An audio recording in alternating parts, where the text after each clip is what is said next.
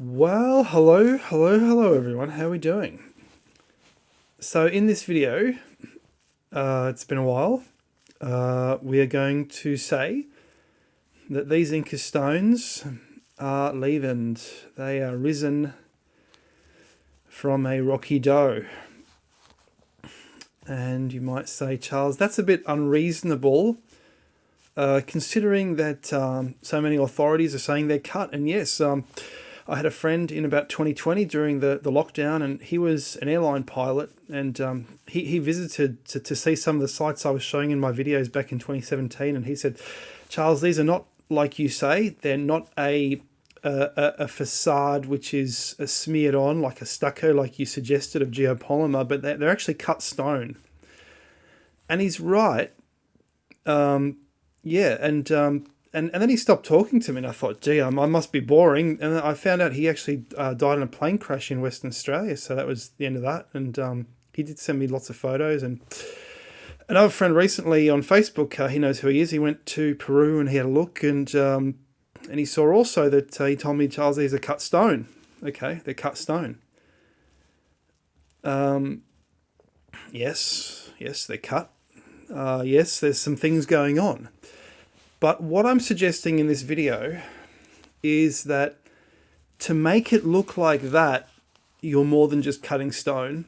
You are leavening the stones. And I tell you what, no one else better come out and say this after I've said it. I tell you what, there is going to be consequences, but look over here, and we're going to show you some proof in this video that this is actually cut stone. And why it's cut stone.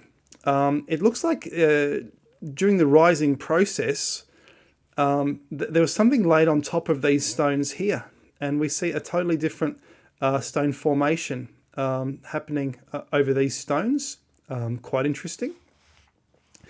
We also notice there's always lots of, I don't know whether they're air bubbles or what they are, but there's a pockmarked surface on these bulbous stones. And of course, these are volcanic stones anyway, but we normally find that the sort of bubbly type surface in rocks like pumice, not in these harder, heavier stones. Maybe not to this extent, although that is a matter of conjecture. All right. Yes, I've done it. Control page down. And it's the same with this temple in Cuzco. When you look at it, it's the same sort of thing happening. So what we're actually... I'll show you in a second what we're suggesting in this video is how the production process for this.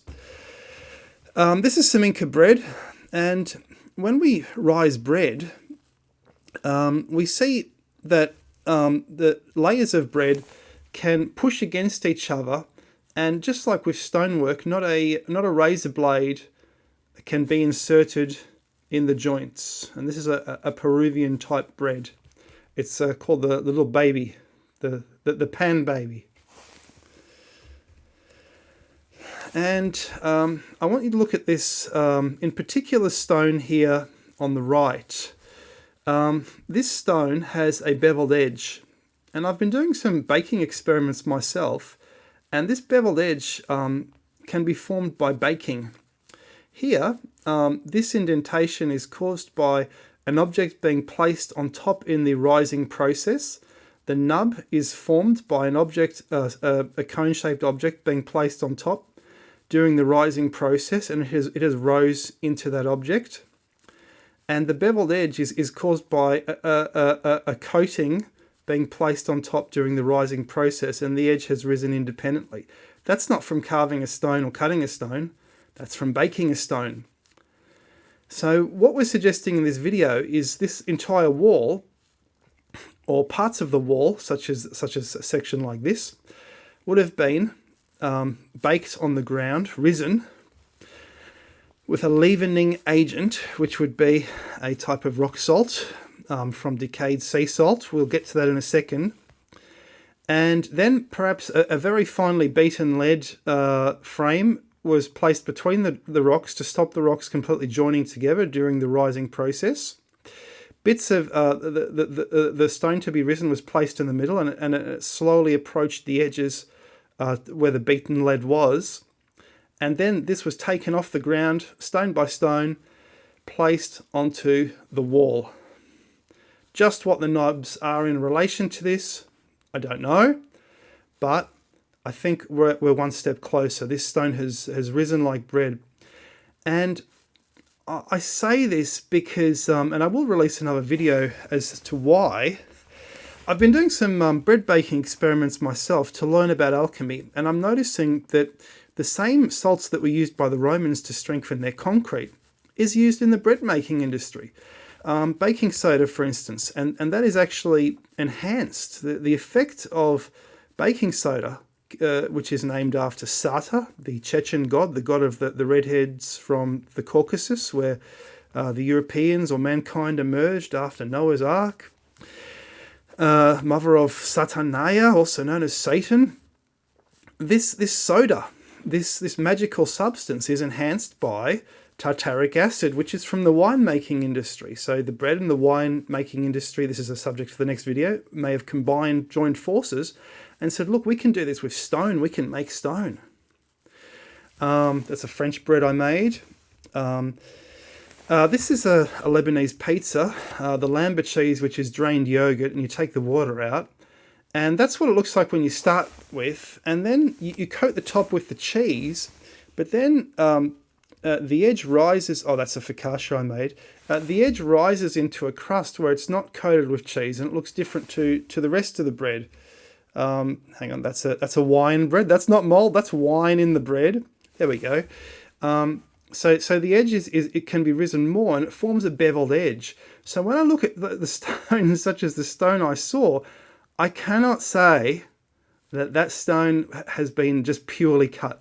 What's happened is it's been risen first, and then, yes, it's been cut and modified. So it's both been cut, being almost a natural stone, but it's been baked. And I don't think I'll ever change this opinion. Meanwhile, this is a wall in Ireland. That's kind of what a rock wall looks when you just jumble the rocks together and try and make it look polygonal. It looks kind of like that. It doesn't look like an Inca wall. It doesn't look like that, does it? Most fascinating. This is really interesting. So that's a picture you rarely see. You can see the depth of the possibly risen stones. Why do they have legs? Are they supposed to be little feet coming out? Is that what they are? I don't quite know. I'd say there's some kind of support or some kind of attachment to the lower stones. We've suggested an internal welding process to make sure it all stays up. I don't quite know what the internal structure is. I don't really want to hazard any guesses, not having ever been to one of these sites, so I don't know. But to get what we're looking at, I'd say it's definitely a baking and a leavening process. Here again, we see almost the little microscopic bubbles. We see a few cracks. I have to say it just does remind me of baking. So when this was all baked together, they would have also maybe pressed. There would have been maybe not just a metal mold, but they could have made another indented mold as well on the surface. And these are the result of the patterns we're seeing. Something has been laid on the surface to prevent them all getting out of shape or growing disproportionately in certain directions, as will happen because of the fact that you cannot always achieve a perfect mix between the leavening agent and the substance which you want to rise. So this is a Roman bread called a quadratus, found in Pompeii. And this very clever author and also blogger has said, look, I reckon they what happened was, firstly, they tied a string around it. Maybe that's to whip it out of the oven quickly, so it has a waist, and that prevented it from rising along the middle.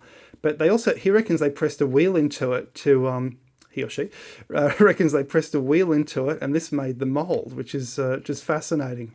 So that's a Pompeii bread that they've recreated.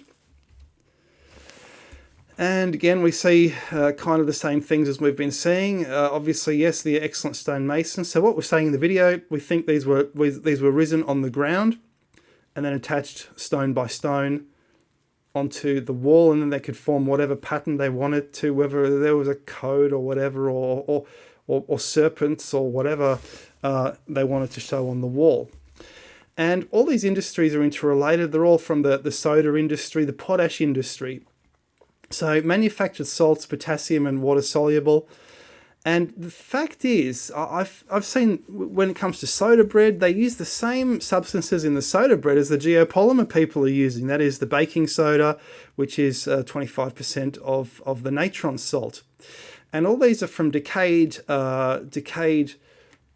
sea salt lakes, or even from burned wood. And we see here that the products were eagerly of kelp ash were eagerly sought by the glass and soap industries.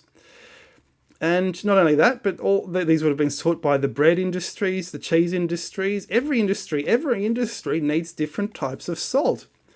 And the same is true in the ancient world.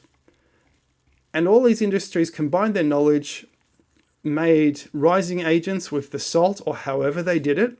Well, we don't quite know how they did it. And created these amazing Inca stones. And I believe that these were risen on the ground and placed piecemeal, stone by stone.